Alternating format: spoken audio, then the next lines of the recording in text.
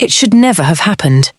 Not because Jake was dangerous, not because Tom had made some terrible mistake, but because, from the moment my husband asked me to look after his 18-year-old nephew while he was away, I had a feeling that something was waiting for us at home. Tom was leaving for Chicago for 4 days to close a major development deal. Jake had been staying with us while he prepared for college, and until then, everything had been manageable. A little awkward at times, maybe, but nothing I couldn't explain away. Then Tom looked at me from across the patio. "Can we talk?" I lowered my glass and studied his expression. "Sure. What's wrong?" "I need you to keep an eye on Jake while I'm gone." I hesitated. Jake had already been living in our guest room for several weeks. His mother had moved across the country years earlier, and Tom had always carried the responsibility of making sure Jake had what he needed. Now college was approaching, and Jake needed somewhere stable to stay. "Of course," I said. "He's family." Tom smiled with relief. "That's why I knew I could trust you." Those words stayed with me long after he went inside.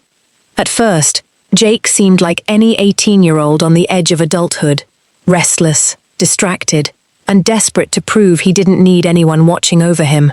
He was athletic, intelligent, and constantly buried in his phone or preparing for school. But something about him had changed during those few weeks.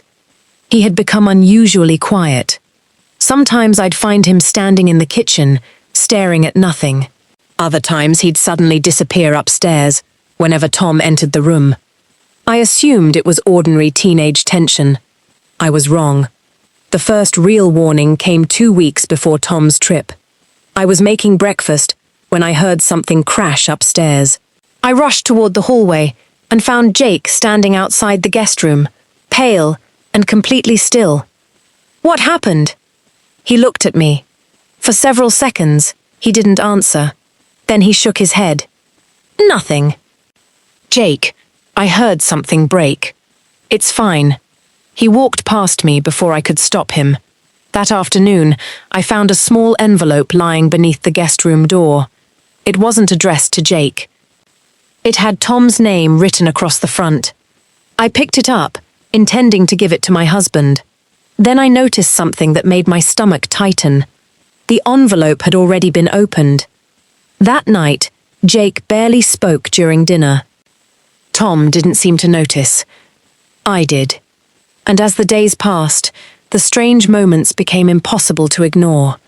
A missing document, a locked desk drawer, a phone call Jake refused to answer in front of us. Every time I asked if something was wrong, he gave me the same answer. "It's nothing." But it wasn't nothing. The night before Tom left for Chicago, I finally confronted him. "Jake is hiding something." Tom looked up from his laptop. "What makes you say that?" "I don't know. I just know something is wrong." Tom sighed. "He's 18, Sarah. He's nervous about college." "That's not what this is." For a moment, Tom didn't respond. Then his expression changed.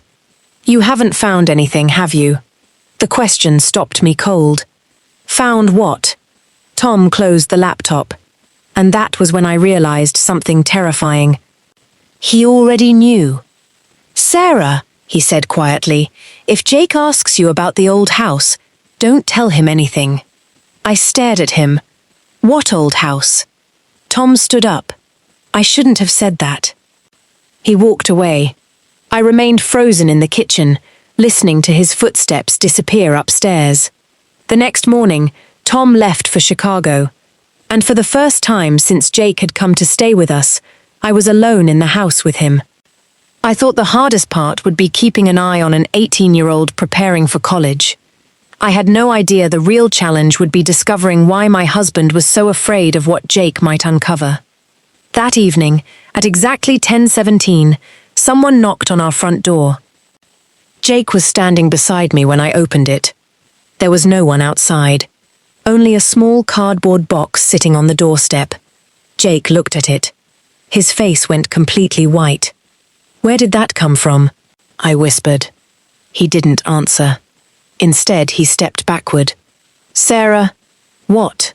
His eyes stayed fixed on the box. "You need to call Tom." I reached for my phone. Jake grabbed my wrist, not violently but urgently. "Don't." "Why?"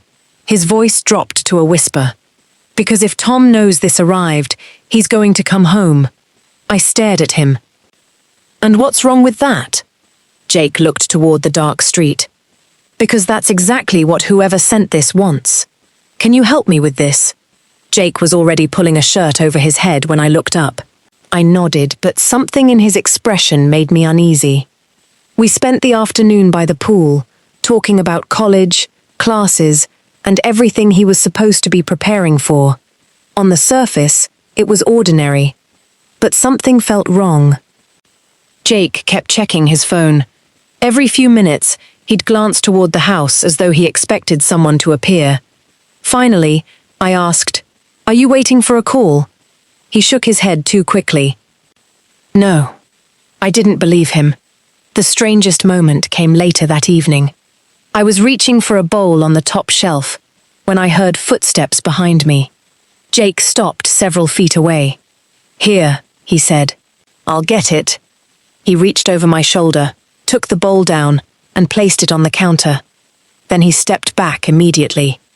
No lingering, no awkward joke, just silence. I turned around. "Jake?" He looked at me. For a second, I thought he was going to tell me something. Instead, his face hardened. "Did Tom ever tell you about my dad?" The question caught me completely off guard. "Your father?" Jake nodded. "You know he left when I was little." "I know." "He didn't." I stared at him. "What do you mean?" Jake glanced toward the hallway. "He disappeared." The word seemed to change the temperature of the room. "Your father died." "No." His voice was barely audible. "He disappeared." Before I could ask another question, he walked away. That night, I couldn't sleep. I kept replaying those two words. He disappeared. I'd known Jake for years. I'd heard the family stories. I'd heard the explanations about his childhood and why his mother moved away. But never once had Tom mentioned a disappearance. The next morning, I found Jake standing in the garage. He was holding an old photograph. When he noticed me, he immediately turned it face down. "What is that?" "Nothing." "Jake." He sighed. Then he picked up the photograph and handed it to me. There were 3 people in it. A much younger Tom, a woman I didn't recognize, and a man standing beside them. I looked at Jake. "Who is he?" "My father." My stomach tightened. Why would Tom have this? "That," Jake said quietly, "is what I'm trying to figure out." For the first time, I understood that Jake hadn't been acting strangely because of college. He was investigating something Tom desperately didn't want him to find. That evening, while Jake was upstairs, I went into Tom's study. I told myself I was only looking for information. But when I opened the bottom drawer of his desk, I found an old file. My hands began to shake. There were newspaper clippings inside. A missing person report. A photograph of Jake's father. And one handwritten note. "Do not let Jake know the truth."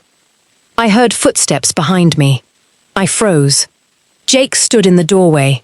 His eyes moved from me to the open drawer. "You found it." I couldn't speak. He walked into the room and closed the door. "How much did you read?" "Not enough." Jake stared at the file. "Then we're in trouble." "Why?" He swallowed. "Because my father didn't disappear."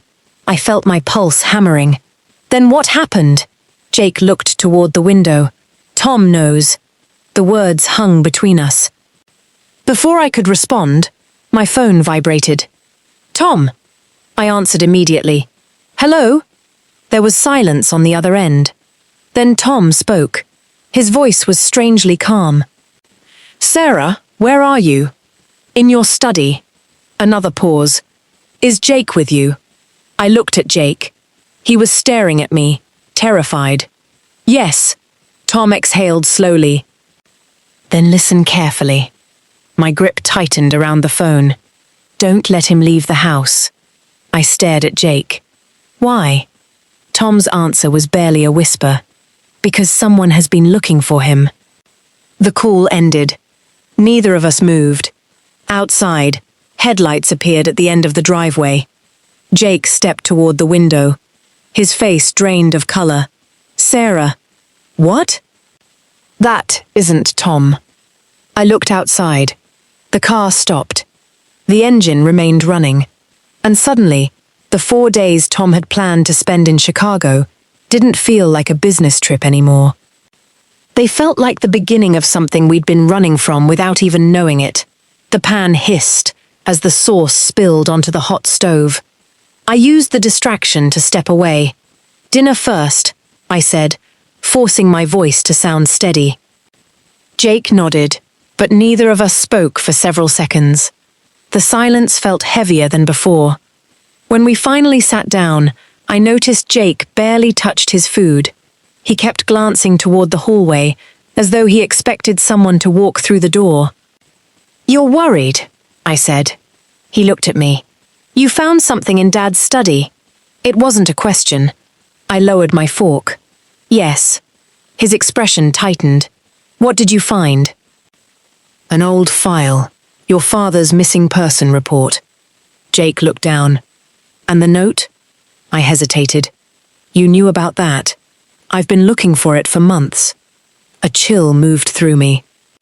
Why? Because every time I ask Tom what happened to my father, the story changes. He pushed his plate away. I'm tired of being told different versions of the same lie. I didn't know what to say. For the next hour, we stayed in the home office reviewing his college paperwork, but neither of us could concentrate. His class schedule lay open between us. Pre-med, housing forms, financial documents. A future that suddenly seemed completely disconnected from the secret sitting inside Tom's desk. Everyone thinks they know what my life is supposed to be, Jake said quietly. I looked up. What do you mean? My dad wanted one thing. Tom wanted another. My mum wanted me to forget everything. He gave a humorless laugh. And now everyone expects me to become someone I'm not. I understood that feeling. Before I met Tom, my own family had tried to decide my future for me. They don't get to choose your life, I said. Jake looked at me. For the first time, someone actually believes that. The words struck me harder than I expected. I closed the folder. You need to decide who you want to become. But finding the truth about your father doesn't mean you have to destroy your relationship with Tom. Jake's expression darkened. What if Tom already destroyed it? I didn't have an answer. A sudden flash of lightning illuminated the windows. Seconds later, thunder shook the house. Jake stood. I should probably go to bed. He reached the doorway, then stopped. Sarah. Yes? Thank you. For what? For not telling me to forget about it. After he left, I remained alone in the office. Rain began pounding against the windows. I looked at the file again. Something about the documents bothered me. I opened the missing person report and studied the dates. Then I noticed something I'd overlooked earlier. The report had been filed 3 days after Tom claimed Jake's father disappeared. 3 days. I checked the next page. There was a handwritten address. My hands went cold. It was an address I recognized. An old property Tom had mentioned only once. I grabbed my phone and searched the address. The property still existed. And according to the records, someone had been paying the taxes on it every year. Someone with the initials TB, Tom's initials. A loud crack of thunder shook the windows. I heard footsteps in the hallway. I quickly closed the file. Jake appeared in the doorway. Sarah? I forced myself to look normal. What is it? There's someone outside. My heart stopped. What? He pointed toward the front window. Through the rain, I could barely make out a figure standing near the driveway. Neither of us moved. Then the figure stepped beneath the porch light. It was an older man. He looked directly at the house. Then he raised one hand. In it was a photograph. Jake stepped closer to the window. His breathing changed. That's him. Who? My father. I stared at the man outside. Jake, your father disappeared years ago. I know. The man lowered the photograph. Then he pointed toward Jake. A second later, the porch light went out. Darkness swallowed the house. My phone vibrated. One new message. No number. Only 6 words. You don't know what Tom did. Jake read the message over my shoulder. Neither of us spoke. Outside, the rain continued falling. And somewhere beyond the darkness, the truth we'd been warned to avoid had finally come looking for us. We stayed on the couch long after the movie ended. Neither of us seemed ready to speak. The television had gone dark, leaving only the faint reflection of the room in the black screen. Outside, the storm was finally moving away, but every few seconds, another distant rumble rolled across the sky. Jake broke the silence. I should go to bed. I nodded. Probably. But neither of us moved. Then his phone vibrated. He looked at the screen and immediately stood. What is it? Nothing. You're doing that again. Doing what? Pretending everything is fine when it isn't. He stared at the phone for several seconds. Then he showed me the message. There were only 3 words. He knows you know. My stomach dropped. Who sent that? I don't know. Can they track you? I don't think so. Jake locked the phone and shoved it into his pocket. I need to show you something. He led me upstairs to the guest room. From beneath his bed, he pulled out a battered cardboard box. I found this in Tom's storage unit. My hands went cold. Why didn't you tell me? Because I didn't know if I could trust anyone. I looked at him. You can trust me. Jake gave me a sad smile. I hope so. He opened the box. Inside were photographs, newspaper clippings, handwritten notes, and several old cassette tapes. I picked up one photograph. Jake's father stood beside Tom. They were both younger, both smiling. On the back, someone had written a date, the same date listed on the missing person report. This was taken the day he disappeared. Jake nodded. There was a second photograph. He handed it to me. It showed Tom standing outside an old farmhouse. Beside him was Jake's father. Alive. I stared at the image. Where did you get this? It was hidden inside the wall of the storage room. I turned the photograph over. There was another message written on the back. If Jake ever comes looking for the truth, show him the tape. My pulse quickened. What tape? Jake reached into the box. He pulled out a small cassette. That's what I haven't been able to listen to. Why? Because it's labeled with the date my father disappeared. We found an old player in the study. Jake inserted the cassette. For several seconds there was only static. Then a man's voice emerged. Jake froze. That's him, his father's voice. Older, frightened. If you're hearing this, something has happened to me. I covered my mouth. The recording continued. Tom thinks I left because I wanted to disappear. That's not true. Jake's eyes filled with tears. He told me he was protecting the family. The tape crackled. Then came a sentence that made my entire body go still. There's a property outside town. If anything happens to me, look there. Jake looked at me. The recording continued. And whatever you do, don't trust. The tape suddenly stopped. Silence. Jake hit the play button again. Nothing. No, he whispered. He tried again. Still nothing. Then we heard something downstairs. A door closing. Jake and I looked at each other. Did you lock the front door? Yes. Another sound. Footsteps. Slow. Measured. Coming up the stairs. Jake stood. Stay here. I grabbed his arm. Absolutely not. The footsteps stopped outside the study. We waited. 1 second. 2. 3. Then someone slid an envelope beneath the door. Neither of us moved. Finally, Jake picked it up. His hands were shaking. Inside was a single sheet of paper. You should have left the past alone. Underneath it was an address. The same farmhouse from the photograph. Jake looked at me.